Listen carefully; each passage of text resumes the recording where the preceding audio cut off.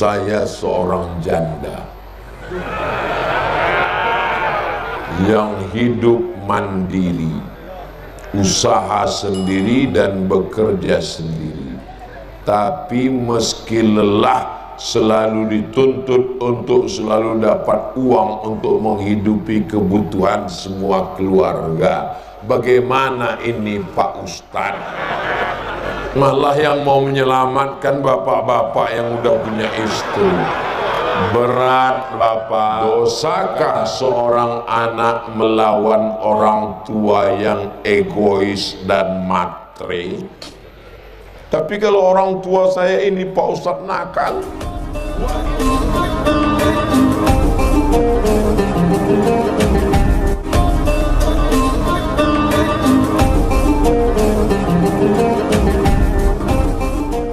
saya seorang janda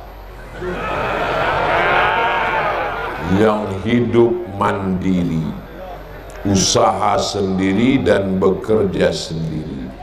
Tapi meski lelah, selalu dituntut untuk selalu dapat uang untuk menghidupi kebutuhan semua keluarga. Bagaimana ini Pak Ustadz? Ini perlu diselamatkan. Tapi yang jadi masalah, kalau yang lajang-lajang ini bersedia, nggak apa-apa. Datang seorang nikah, ditanya sama lagi, kata Nabi, kamu nikah sama gadis apa janda? Kata dia, saya nikah sama janda ya Rasulullah. Kata Nabi, halla bikran tula'ibuha wa tula'ibuka. Kenapa kamu nggak nikah sama anak gadis? Lalu kemudian kata dia, adik saya banyak. Kalau saya nikah sama anak gadis, sebaya dengan anak adik-adik saya, nanti mereka kelahi.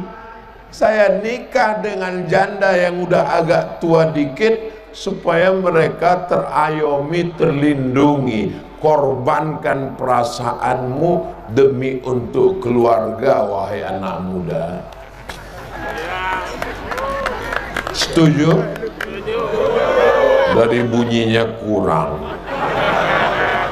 Malah yang mau menyelamatkan bapak-bapak yang udah punya istri. Berat Bapak, karena kita ini pakai kompilasi hukum Islam Indonesia. Di Indonesia kalau mau menikah menurut hukum Islam kompilasi, bukan fikih. Kalau fikih no problem, tapi kalau menurut kompilasi hukum Islam, ibu-ibu tenang dulu, tarik nafas panjang, tahan, jangan lama-lama, nanti keluar dari bawah. Hembuskan. Menurut kompilasi hukum Islam Indonesia, ini bapak-bapak ini kalau mau menambah, dia mesti ada surat izin tertulis dari ibu yang disahkan oleh pengadilan agama. Nah, jadi makanya ibu sebelum tidur malam, yakinkan di dekat tempat tidur itu tidak ada pena, kertas, dan materi. Nanti kalau sudah ditandatangani, gini caranya Pak, saya ajari ya. Bapak siapkan kertas sama pena sama materi, bawa kepada ibu, sudah ditandatangani, kasih tahu, mama mau masuk surga secepat kilat. Mau? Tanda tangani ini. Dia baca, banyak jalan lain menuju surga. Mudah-mudahan Allah melembutkan hatinya, insya Allah. Setelah dia tanda tangani, nanti dibawa ke pengadilan agama. Nanti hakim bertanya, apakah benar ini surat ibu yang tanda tangani? Kata dia, betul Pak Hakim. Dengan penuh kesadaran, tolong cepat putuskan Pak Hakim sebelum hatiku berubah.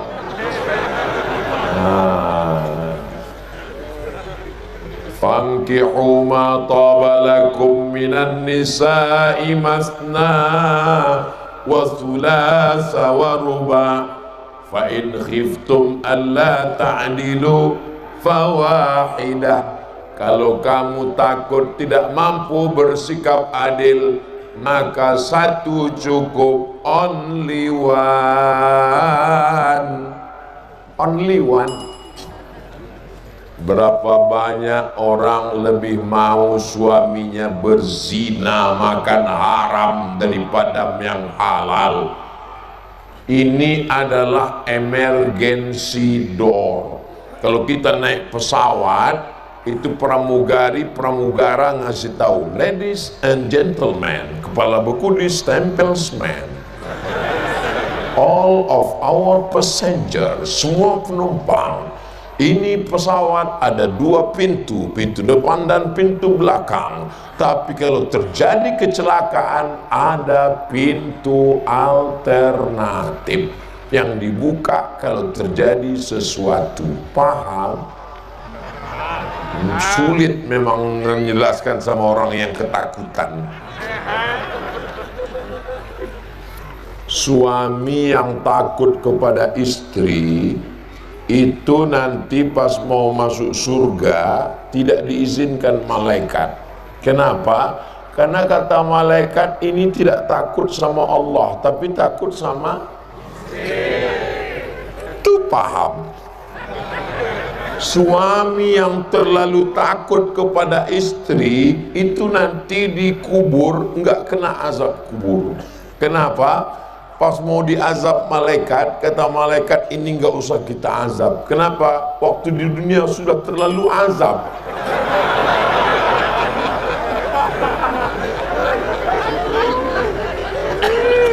Ya Allah, jadikanlah semua jamaah ini sakinah mawaddah warahmah. Jamaah, saya seorang janda yang hidup mandiri, usaha sendiri dan bekerja sendiri. Tapi meski lelah, selalu dituntut untuk selalu dapat uang untuk menghidupi kebutuhan semua keluarga. Bagaimana ini Pak Ustadz? Ini perlu diselamatkan. Tapi yang jadi masalah, kalau yang lajang-lajang ini bersedia, nggak apa-apa. Datang seorang nikah, ditanya sama lagi, kata Nabi, kamu nikah sama gadis apa janda? Kata dia, saya nikah sama janda ya Rasulullah. Kata Nabi, halla bikran tula'ibuha wa tula'ibuka. Kenapa kamu nggak nikah sama anak gadis? Lalu kemudian kata dia, adik saya banyak. Kalau saya nikah sama anak gadis, sebaya dengan anak adik-adik saya, nanti mereka kelahi. Saya nikah dengan janda yang udah agak tua dikit, supaya mereka terayomi, terlindungi. Korbankan perasaanmu demi untuk keluarga, wahai anak muda. Setuju? Dari bunyinya kurang. Malah yang mau menyelamatkan bapak-bapak yang udah punya istri.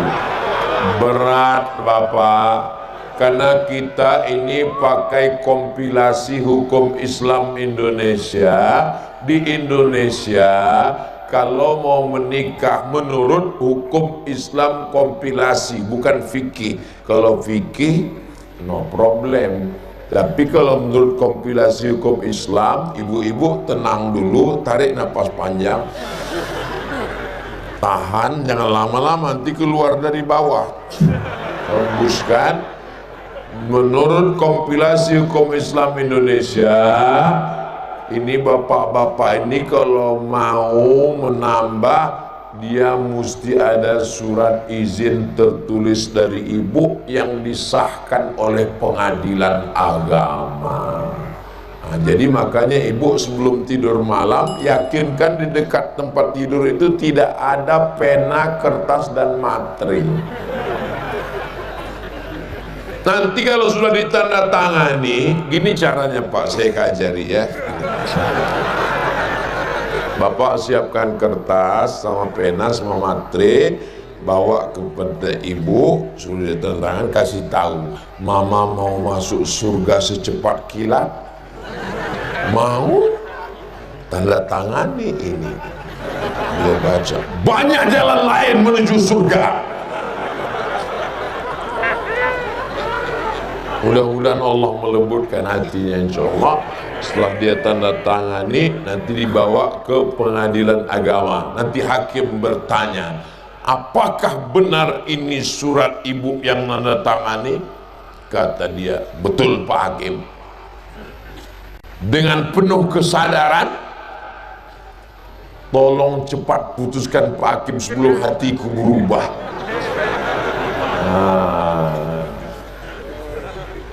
Fankihu ma taba lakum minan nisa'i masna wa thulatha wa ruba fa in khiftum alla ta'dilu fawahidah. Kalau kamu takut tidak mampu bersikap adil, maka satu cukup, only one. Only one. Berapa banyak orang lebih mau suaminya berzina, makan haram daripada yang halal. Ini adalah emergency door. Kalau kita naik pesawat, itu pramugara ngasih tahu, ladies and gentlemen, kepala buku distempelsman, all of our passengers, semua penumpang, ini pesawat ada dua pintu, pintu depan dan pintu belakang. Tapi kalau terjadi kecelakaan, ada pintu alternatif yang dibuka kalau terjadi sesuatu. Paham? Sulit memang menjelaskan sama orang yang ketakutan. Suami yang takut kepada istri itu nanti pas mau masuk surga tidak diizinkan malaikat. Kenapa? Karena kata malaikat ini tidak takut sama Allah, tapi takut sama itu. Paham? Suami yang terlalu takut kepada istri itu nanti dikubur nggak kena azab kubur. Kenapa? Pas mau diazab malaikat, kata malaikat ini nggak usah kita azab. Kenapa? Waktu di dunia sudah terlalu azab.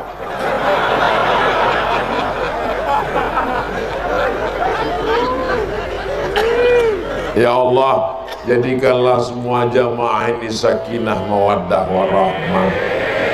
Dosakah seorang anak melawan orang tua yang egois dan matre? Ada mantan orang tua? Enggak ada.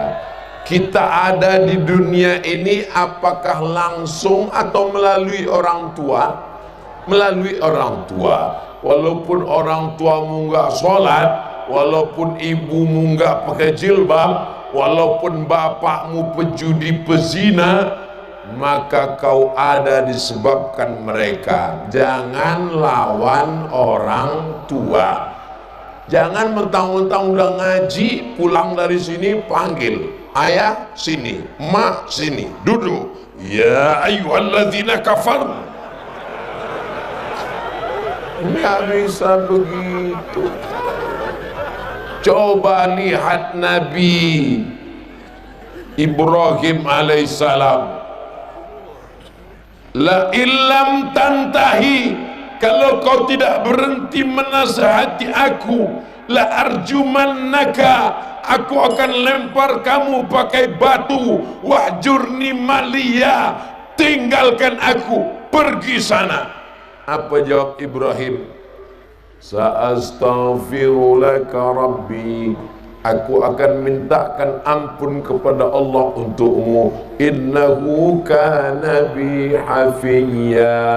Allah itu dekat dengan aku dan mengabulkan segala doaku. Itu akhlak yang diajarkan Nabi Ibrahim.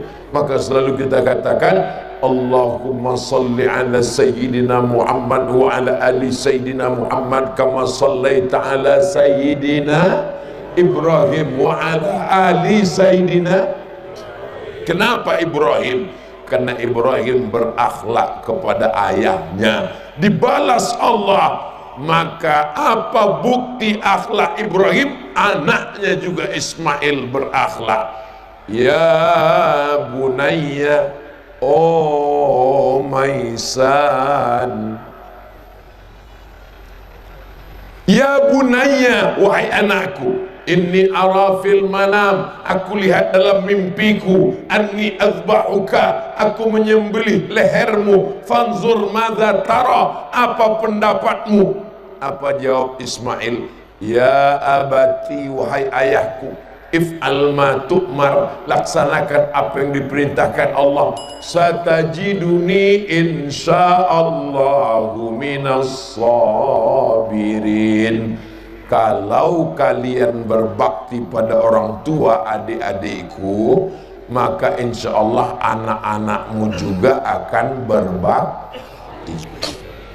Tapi kalau orang tua saya ini Pak Ustadz nakal, wa in jahadaka ala an tusyrika bima laysa laka bihi ilmun, kalau orang tua memaksamu untuk mempersekutukan aku, fala tuti'huma, jangan patuh kepada mereka, jangan ikuti mereka. Tapi ayatnya belum titik, baca ujung ayatnya. Wasahibhuma fid dunya ma'rufa, tetaplah berbuat baik kepada mereka.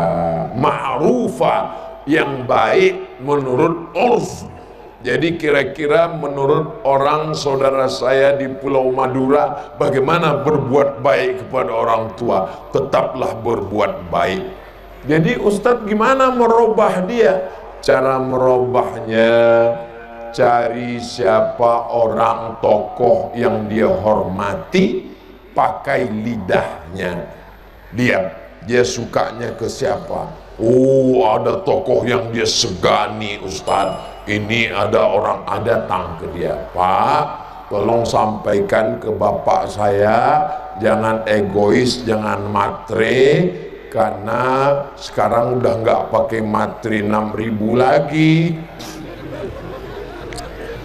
Tolong sampaikan ke dia supaya segera sholat, menutup aurat. Inna awwala ma yuhasabu bihil abdu yaumal qiyamah sholatuhu. Buat acara arisan keluarga, undang kiai. Judul kita pada hari ini adalah arisan keluarga membahas neraka jahanam untuk orang yang matre. Kata bapaknya, ini kayak nyindir saya. Boleh nanya Pak Kiai? Boleh. Apakah Pak Kiai ada dapat bocoran? Nah, jadi melalui lisan orang lain. Tapi ada yang lebih hebat daripada itu. Apa dia? Ad-du'a silahul mu'min. Doa senjatanya orang beriman. Maka sholat tahajud malam di sujud terakhir minta supaya diberikan Allah hidayah.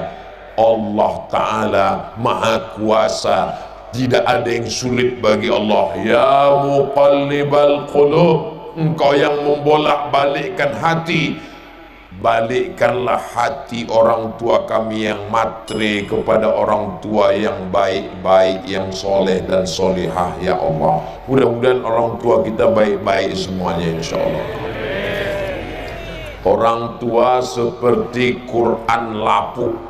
Bagaimana Quran lapuk? Mau dibaca tidak terbaca karena titik banyak sudah 3. Tapi mau dibuang berdosa.